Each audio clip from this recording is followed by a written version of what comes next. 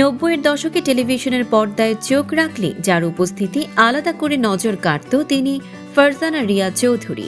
Model ও নৃত্যশিল্পী হিসেবে পরিচিত হলেও অভিনয় ও উপস্থাপনাতেও ছিল তার সক্রিয় উপস্থিতি।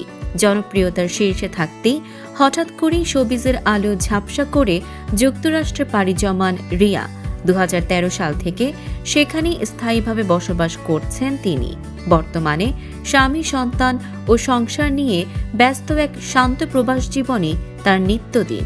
সম্প্রতি স্বল্প সময়ের জন্য বাংলাদেশে এসেছেন এই 90-এর তারকা।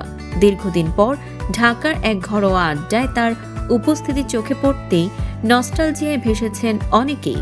সেই আড্ডার কয়েকটি ছবি সামাজিক যোগাযোগ মাধ্যমে ছড়িয়ে পড়ার পর থেকেই নতুন করে কৌতূহল তৈরি হয় তাকে ঘিরে।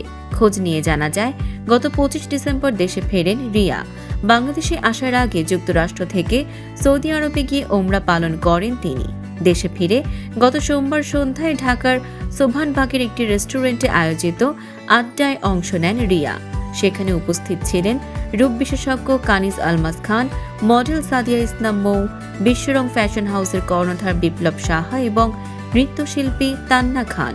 মূলত রিয়ার দেশে আসাকে কেন্দ্র করে এই আয়োজন করা হয়। জানা গেছে, আগামী 9 জানুয়ারি পরিবারের সদস্যদের সঙ্গে আবার যুক্তরাষ্ট্রে ফিরে যাবেন রিয়া।